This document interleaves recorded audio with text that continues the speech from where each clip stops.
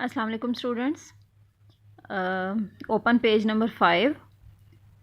यहाँ पे आपको थ्योरम्स नज़र आ रहे होंगे। Theorem 10.3, theorem 10.4।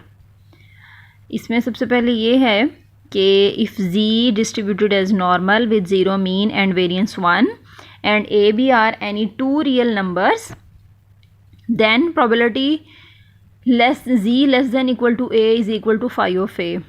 अब इनका क्या मतलब है, ये आपने इनको एज इट इज़ जो है वो याद कर लेना है। ये थ्योरम है, ये आपके क्वेश्चंस में यूज़ होंगी इक्वेशंस। ठीक है कि स्टैंडर्ड नॉर्मल डिस्ट्रीब्यूशन की यहाँ पे बात हो रही है। G distributed as normal with zero mean and variance 1 and A B are any real numbers. ठीक है, ए बी आपके पास कोई भी नंबर्स आएंगे जिन पे आपने प्रोबेबिलिटी फाइंड करनी होगी। तो फर्स्ट वन ये है कि probability of z less than equal to, अगर ए आएगा यानी z less than equal to 5 आया है या 1.5 आया है या 2.3 आया है। ठीक है, इस पे आपने प्रोबेबिलिटी फाइंड करनी है। जी लेस देन इक्वल टू ए, आपने एरिया फाइंड करना है। इस एरिया की क्या प्रोबेबिलिटी है, तो वो इक्वल होगा फाई ऑफ ए के। सेकंड नंबर पे है probability of ji greater than equal to A. अगर ग्रेटर देन का साइन आएगा तो फिर आपने 1 माइनस फाई ऑफ ए करना है। उसके बाद अगर बिटवीन का केस आएगा थर्ड नंबर पे, probability of A less than equal to G less than B. ठीक है, तो फिर आपने क्या करना है कि upper point minus lower point करना है, phi of B minus phi of A करना है। उसके बाद थ्योरम 10.4 है, if G distributed as normal with zero mean and variance 1 then for any real value A, अगर आपके पास phi of minus A equal होगा 1 माइनस फाई ऑफ ए के। ठीक है, उसके बाद probability of ji greater than a, एक तो 1 माइनस फाई ऑफ ए होती है, तो दूसरी 1 माइनस फाई ऑफ ए, क्योंकि आपने पढ़ा है कि फाई ऑफ माइनस ए के इक्वल है, तो ये यहाँ से फाई ऑफ माइनस ए भी हो सकती है। ठीक है, next one probability of z mod less than equal to a. ठीक है, जी मॉड अगर आपके पास आता है तो फिर ये इक्वल होगा 2 फाई ऑफ ए माइनस 1। और फोर्थ वन है probability of z mod greater than equal to a, तो ये इक्वल होगा 2 phi of minus a. Next topic है inverse standard normal cumulative distribution function. इसको कैसे यूज़ करना है ये क्वेश्चंस में हम कर लेंगे, तो आपको अच्छे तरीके से समझ आ जाएगी। ठीक है, नेक्स्ट है use of standard normal tables. Standard normal के टेबल कैसे यूज़ करने हैं आपने। Now next page number 6। यहाँ पे एग्जाम्पल देखें, 10.1 एग्जाम्पल है। फर्स्ट पॉइंट है right down the equation of standard normal distribution. सबसे पहले आपने स्टैंडर्ड नॉर्मल डिस्ट्रीब्यूशन की इक्वेशन लिखनी है। उसके बाद सेकंड नंबर पे है find the values of maximum ordinate of standard normal curve correct to 4 decimal places. Third number पे है verify that the ordinates of standard normal curve at z is equal to 1.27 and z is equal to minus 1.27 are equal. Fourth one है find the value z when the ordinate at z is 0.12001। अब इसने कैसे solve होना है, सबसे पहली बात इसमें यह है कि right down the equation of standard normal distribution. हाँ जी, स्टैंडर्ड नॉर्मल डिस्ट्रीब्यूशन की इक्वेशन कौन सी है, वही है जो आप लास्ट लेक्चर में पढ़ चुके हैं।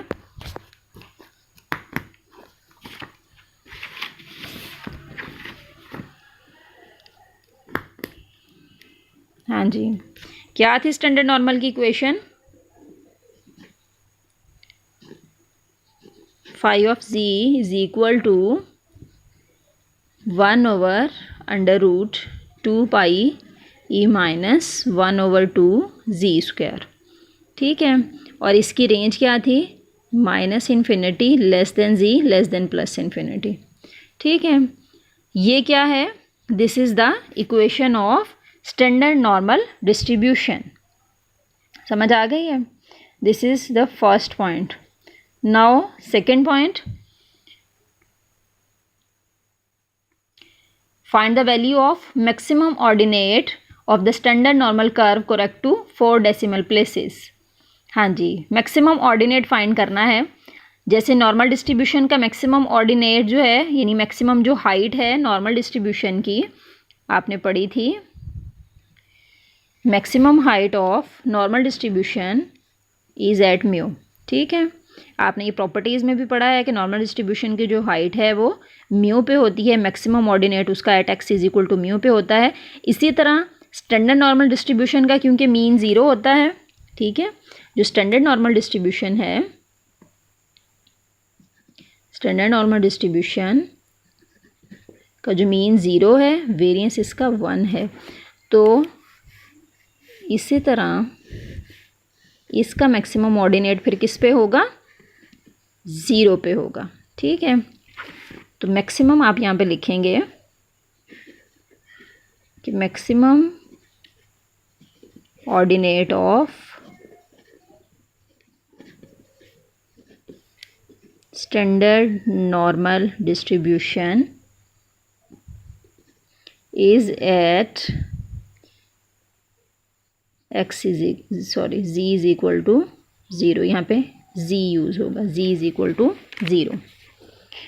ठीक है, इक्वेशन आपके पास ये लिखी हुई है, इसमें जहाँ जहाँ पे z है वहाँ वहाँ पे आप 0 पुट कर देंगे।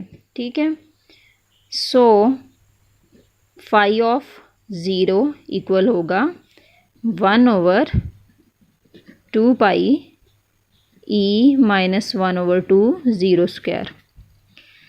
ये 0 है तो 0 जो है -1/2 के साथ जब मल्टीप्लाई होगा 0 हो जाएगा। e की पावर में 0 जो है वो क्या होगा, किसी भी चीज़ की जो पावर 0 है वो क्या होती है, 1। ठीक है, तो बाकी क्या बचेगा, 1/√2 पाई। ठीक है, इसका साथ में ये भी कहा है कि इसको आपने फाइंड करना है करेक्ट टू 4 डेसिमल प्लेसेस। ठीक है, इसको आप सॉल्व करेंगे कैलकुलेटर पे। सॉल्व करने के बाद जो आंसर है, पॉइंट के बाद आपने 4 डिजिट्स तक लेना है। ठीक है, 4 डेसिमल प्लेसेस का ये मतलब है कि जो सॉल्व करने के बाद पाई की वैल्यू का आपको पता है, पाई इक्वल होता है 22/7 के। ठीक है, मल्टीप्लाई 2 करें, उसका अंडर रूट लें, फिर उसके बाद इन्वर्स ले लें, तो वैल्यू आपके पास जो है वो 0.3989 आनी चाहिए, यानी पॉइंट के बाद आपने 4 डिजिट्स लेने हैं। नेक्स्ट थर्ड पॉइंट क्या है, verify the ordinate of the standard normal curve at z is equal to 1.27 and z is equal to -1.27 are equal. Verify करें कि अगर मैक्सिमम ऑर्डिनेट हम 0 पे लेने की बजाय, पहले हमने maximum ordinate at z is equal to 0 लिया है। ठीक है, तो 0 पे लेने की बजाय अगर maximum ordinate z is equal to 1.27 पे लें और दूसरा -1.27 पे लें, तो वेरीफाई करें कि इन दोनों पे ऑर्डिनेट लेने से वैल्यू जो है वो मैक्सिमम ऑर्डिनेट की सेम आएगी। तो अब आपने क्या करना है, सेम सेकंड पॉइंट, जैसे आपने z की जगह पे 0 पुट किया था, इसी तरह अब आपने z की जगह पे 1.27 एक दफ़ा पुट करना है, फिर दूसरी दफ़ा आपने -1.27 पुट कर देना है। ठीक है, तो फाई ऑफ पहले आपने लेना है 1.27। ठीक है, 1/2 पाई e माइनस 1/2 1.27 का स्क्वायर। ओके, तो ये सॉल्व करें आप। ये जो आपके कैलकुलेटर पे e की वैल्यू होगी वो आप लेके देखेंगे।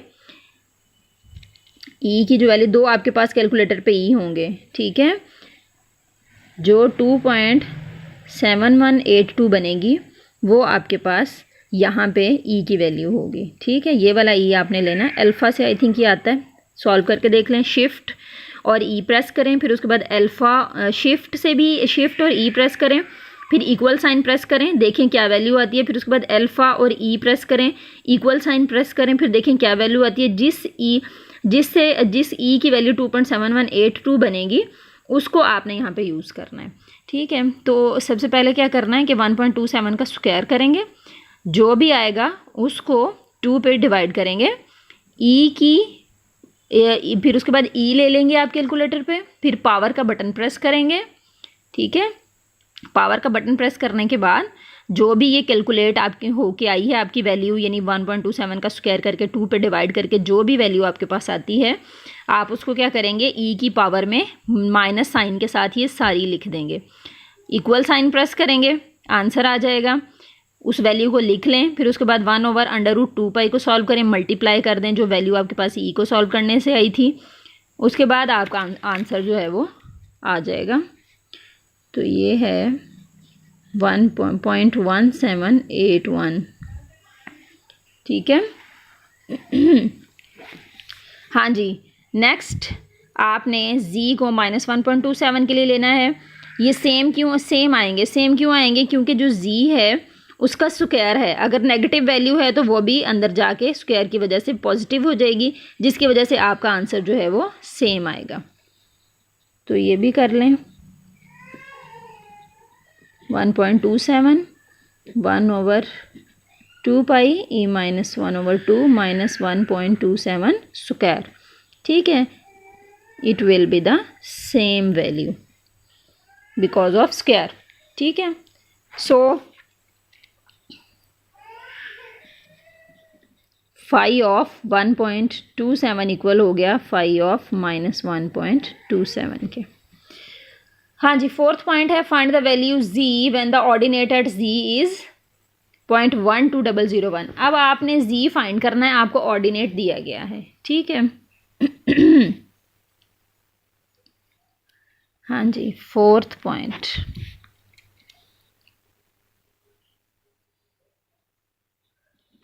फाई ऑफ z आपको दिया गया है 0.12001। ठीक है। फाई ऑफ z की वैल्यू आपको गिवन है, पहले आपने फाई ऑफ z ही फाइंड करने थे, अब आपको फाई ऑफ z की वैल्यू गिवन है। ठीक है। अब आपने z की वैल्यू फाइंड करनी है कि किस वैल्यू पे ये इस ऑर्डिनेट की वैल्यू आई थी, वो आपने वैल्यू फाइंड करनी है। जैसे 1.27 था, ठीक है, -1.27 था, कि ऐसी कौन सी वैल्यू है जिस पे जाके ऑर्डिनेट जो है वो ये बन जाता है। -1.27 और 27 पे जाके वैल्यू ये वाली बनती है ऑर्डिनेट की। अब आपको ये वैल्यू कैलकुलेट करके दे दी गई है, z कौन सा होगा, किस z पे जो है वो ये वाला ऑर्डिनेट स्टैंडर्ड नॉर्मल कर्व का आया है। तो अब आपने z फाइंड करना है। ये फंक्शन है, फाई इज़ द फंक्शन को जब आप दूसरी साइड पर लेकर जाते हैं तो वो इन्वर्स हो जाता है। ठीक है। तो अब आप ये लिखेंगे z is equal to phi inverse 0.12001। ठीक है। अब आप जाएंगे बुक के टेबल नंबर 7 पे।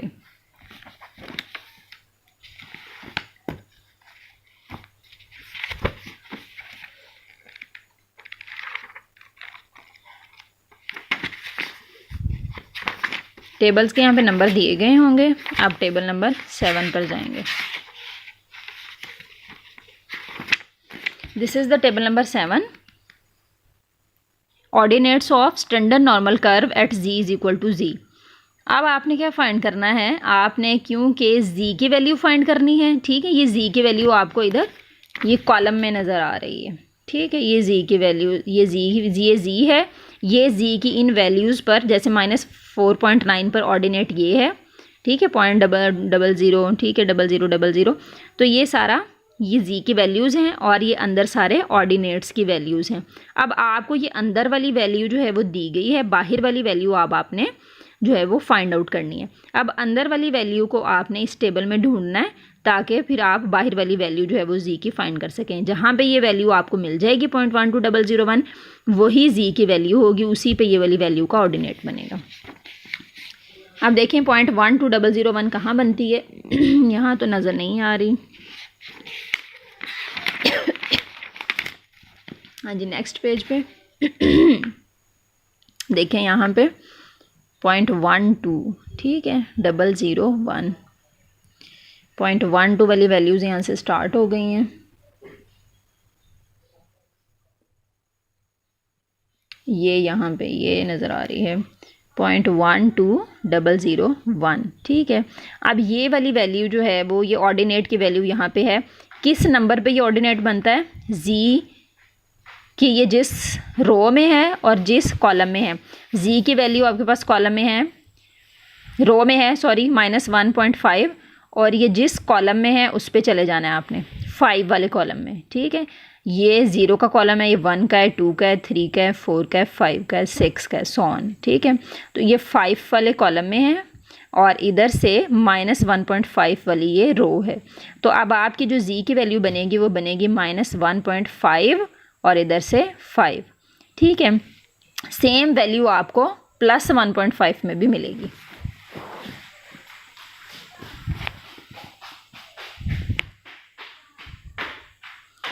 सी, ये देखिए 1.5 पॉजिटिव 1.55 पे भी यही वैल्यू है, तो प्लस पे भी है और -1.55 पे भी है। तो आप यहाँ पे लिख देंगे कि ये दोनों वैल्यूज़ पे जो है ऑर्डिनेट आपका बनता है।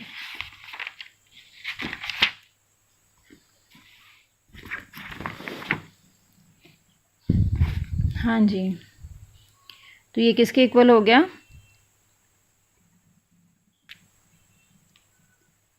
प्लस में भी माइनस में भी 1.55 पे जो z की वैल्यू है उस पे ये वाला ऑर्डिनेट आता है। ठीक है, हाँ जी, next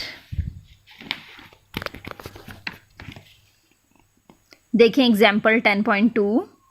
if z is a standard normal random variable with mean 0 and variance 1। ये सारे क्वेश्चन आपके पास z के आएंगे। ठीक है, सबसे पहले आप z के साथ काम कर रहे हैं, स्टैंडर्ड नॉर्मल के साथ काम कर रहे हैं। नॉर्मल जो है वो थोड़ा सा कॉम्प्लिकेटेड हो जाता है। पहले आप स्टैंडर्ड नॉर्मल को सीखेंगे, जब आपके पास नॉर्मल के क्वेश्चंस आएंगे तो उनको भी सबसे पहले आपको स्टैंडर्ड नॉर्मल में कन्वर्ट करना होगा, फिर उसके बाद वो सॉल्व होंगे।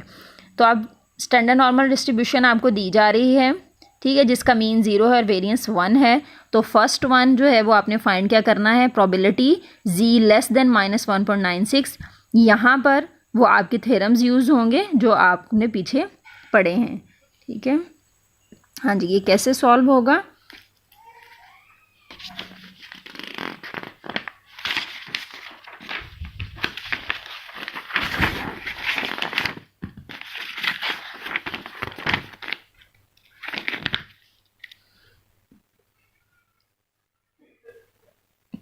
एग्जाम्पल है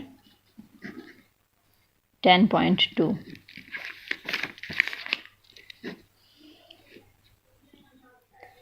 The first one, probability of z less than -1.96। हाँ जी, अब आपने पीछे थ्योरम पढ़ा था कि अगर z लेस देन a हो या लेस देन इक्वल टू, ये जो कंटिन्यूस वेरिएबल होता है इसमें लेस देन और लेस देन इक्वल जो है वो इससे कोई फ़र्क नहीं पड़ता, इससे कोई ये सेम होते हैं। तो z लेस देन जो है वो आपके पास a किसके इक्वल है, फाई ऑफ a के। अब z यहाँ पर आपके पास लेस देन -1.96 है। ठीक है, तो आप क्या लिखेंगे, फाई ऑफ -1.96। ठीक है, हाँ जी, अब आपने इसको कैसे सॉल्व करना है, ये आप टेबल नंबर 9 से सॉल्व करेंगे। टेबल नंबर 9 पर जाएंगे, -1.9 को आप 6 वाले कॉलम में देखेंगे तो आपके पास जो है ये प्रोबेबिलिटी आ जाएगी। हाँ जी, टेबल नंबर 9 पर जाएंगे आप।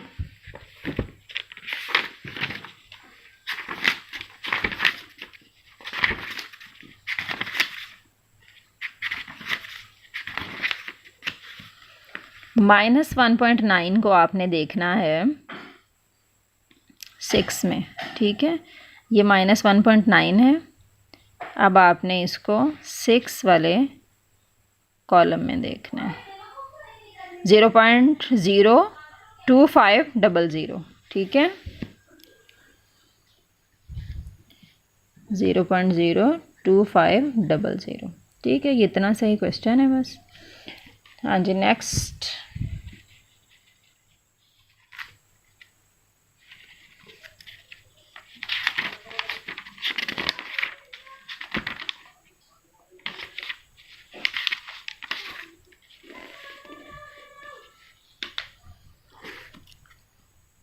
नेक्स्ट देखें, सेकंड नंबर पे probability of z greater than 1.26।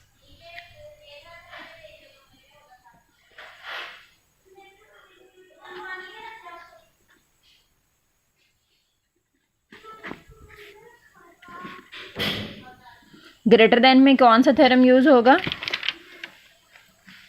Ji greater than equal to A होगा तो 1 minus phi of A use होगा, 1 माइनस फाई ऑफ ए। ठीक है, तो 1 माइनस ए क्या है आपके पास 1.26। अब आप 1.2 को 6 में देखेंगे।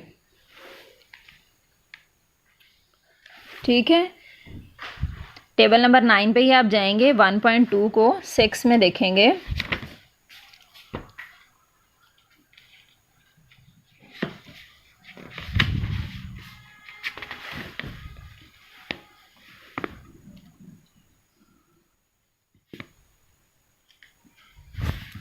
ये 1.2 है, इसको आपने 6 में देखना। 6 में ये आ रही है वैल्यू 0.89617। स्टॉप करना।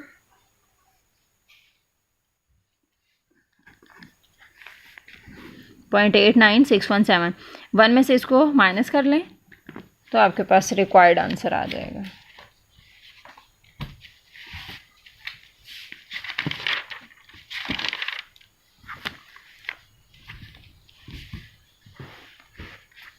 ठीक है, ये आ जाएगा 0.10383। नेक्स्ट है थर्ड वन,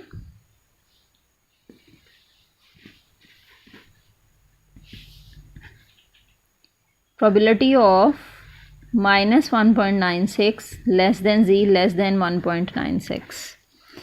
हाँ जी, ये आपने पढ़ा था, probability of a less than z less than b इक्वल होता है phi of b minus phi of a। ठीक है, phi of b minus phi of a।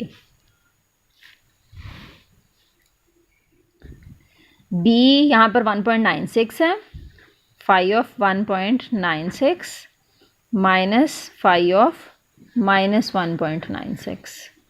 1.9 को 6 में देखना है, फिर -1.9 को 6 में देखना है। जो वैल्यूज़ आएंगी उनको आपने सब्ट्रैक्ट कर देना है। हाँ जी, ये वैल्यू आ रही है 0.97। इसी तरह उसी टेबल में से देखना है, टेबल नंबर 9 से, जैसे मैंने अभी आपको बताया है, सारी वैल्यूज सेम पैटर्न पर आपने देखनी है, 0.95। ठीक है, नेक्स्ट है fourth point, probability of -infinity less than z less then 2.12।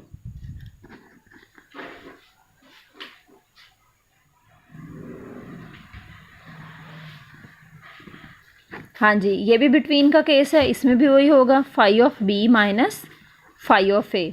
b इसमें क्या है आपके पास 2.12 माइनस फाई ऑफ a है -infinity। ठीक है, तो 2.1 को आपने 2 में देखना है। आपने, मैंने आपको बताए थे कि आपने ये 2 रिजल्ट्स जो हैं उनको अच्छे तरीके से याद रखना है कि फाई ऑफ -infinity 0 है और फाई ऑफ +infinity 1 है, तो ये यहाँ पे यही रिजल्ट्स यूज़ होंगे। फाई ऑफ -infinity 0 होगा और 2.1 को आपने 2 में देख के यहाँ पे वैल्यू लिख देनी है, तो वही आपका रिक्वायर्ड आंसर है, 0.98300। ठीक है, नेक्स्ट है फिफ्थ पॉइंट है, probability of -2.72 less than z less than infinity. हाँ जी, ये भी इसी तरह phi of b minus phi of a। ठीक है, तो फाई ऑफ b क्या है इन्फिनिटी है, माइनस फाई ऑफ a क्या है -2.72 है। ठीक है, फाई ऑफ +इन्फिनिटी आपने पढ़ा है 1 होता है, -2.7 को 2 में देख के आपने यहाँ पे वैल्यू लिखनी है 0.00326। ठीक है, तो ये आ जाएगा 0.99674।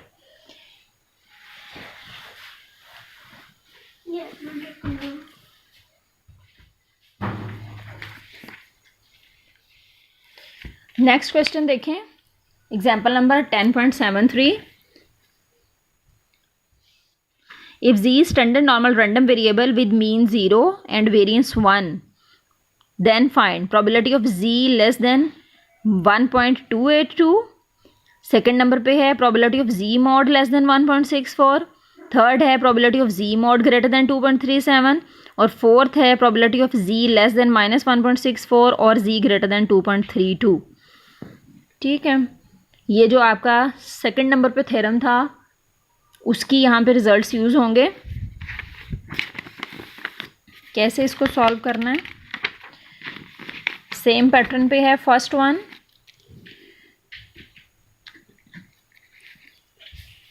Probability of z less than 1.282, हाँ जी, किसके इक्वल होगा, लेस का है तो फाई ऑफ a क्या है हमारे पास 1.282 है। ठीक है, 1.2 को आपने 8 में देख लेना है। यहाँ पे थोड़ा डिफरेंट सा किया हुआ है, आप इसको छोड़ दें। 1.2 को आप 8 में देख के जो भी आंसर आता है वो आप यहाँ पे लिखते हैं। सेकंड नंबर पे है z mod less than 1.64। z mod आपने पढ़ा है, z मॉड का है, z mod less then a जो है वो किसके इक्वल है, 2 फाई ऑफ a माइनस 1 के। ठीक है, 2 फाई ऑफ a माइनस 1, हाँ जी, 2 फाई ऑफ a है 1.64 और -1। ठीक है, तो 1.6 को 4 में देखें, टेबल में जो वैल्यू आती है वो 2 के साथ मल्टीप्लाई करें, 1 में से माइनस कर दें। थर्ड पॉइंट है probability of z mod greater than 2.37। हाँ जी, ग्रेटर देन का क्या है, ग्रेटर देन का थ्योरम जो है वो क्या है, ग्रेटर देन का ये है कि 2 phi of minus a, 2 phi of minus a, यानी जो भी आपके पास नंबर है उसके साथ माइनस साइन लगेगा। -2.3 को 7 में देखेंगे और मल्टीप्लाई जो है वो 2 से करके यहाँ पे वैल्यू आ जाएगी।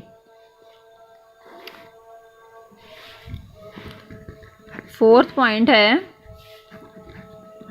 z लेस देन -1.64 और z ग्रेटर देन 2.32। ठीक है, अब ये प्रोबेबिलिटी है, फर्स्ट वन पे अप्लाई होगी और की जगह पे प्लस,